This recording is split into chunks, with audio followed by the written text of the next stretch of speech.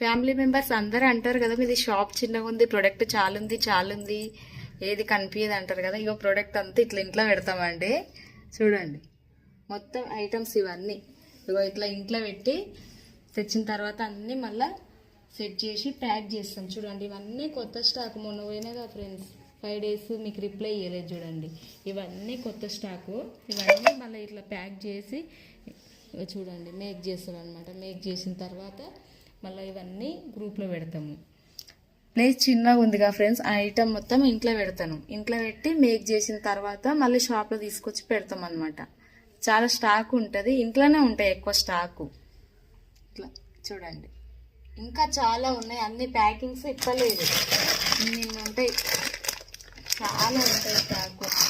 ఇవన్నీ మేక్ చేయాలన్నమాట.